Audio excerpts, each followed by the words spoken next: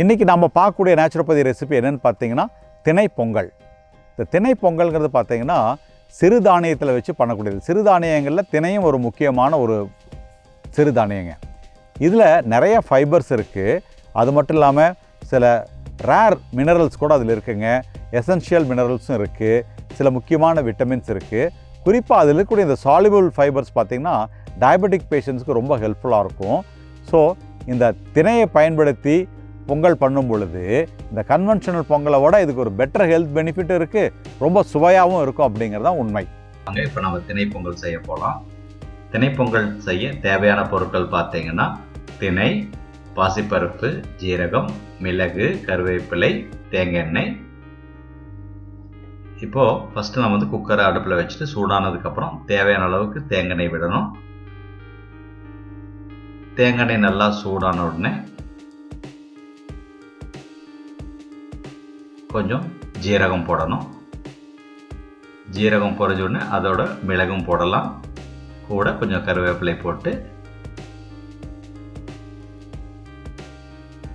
அப்புறம் ஆல்ரெடி ஊற வச்ச திணை, முன்னாடியே ஊற வச்ச பாசிப்பருப்பு இதெல்லாத்தையும் உள்ளே போட்டுட்டு நல்லா கலந்து விடணும். நல்லா கலந்ததுக்கப்புறம் தண்ணி சேர்க்கணும். தண்ணி பார்த்தீங்கன்னா 1 டம்ளர் திணைக்கு 4 டம்ளர் தண்ணி சேர்த்தணும். நம்ம கூட பாசிப்பருப்பு 1/2 டம்ளர் சேர்த்துறதுனால இன்னொரு டம்ளர் எக்ஸ்ட்ரா சேர்த்து மொத்தம் 5 டம்ளர் தண்ணி சேர்த்திக்கலாம்.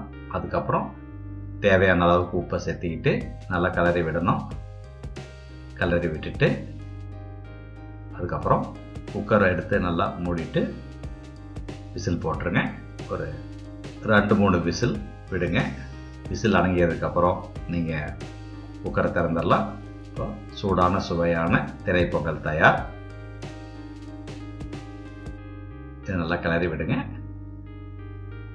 எடுத்து ஒரு தட்டில் நல்லா பரிமாறிக்கலாம். தேவைப்பட்டால் கொஞ்சம் நாட்டு பசு நெய்யும் கலந்து பரிமாறலாம். நல்லா சுவையாக இருக்கும்.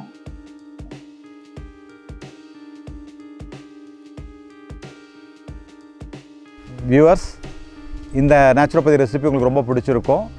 இதை நீங்களே மட்டும் பண்ணாதீங்க, உங்கள் ஃபேமிலி மெம்பர்ஸ் எல்லாத்தையும் இன்வால்வ் பண்ணி வைங்க. பண்ணி எல்லாத்துக்கும் ஷேர் பண்ணுங்கள்.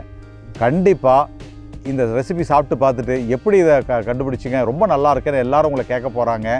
சீக்ரெட்னு சொல்லிவிட்டு உங்களோட வச்சுக்காதீங்க. தயவுசெய்து மறக்காமல் அவங்களுக்கு இந்த வீடியோவை ஷேர் பண்ணுங்கள். நன்றி, வணக்கம்.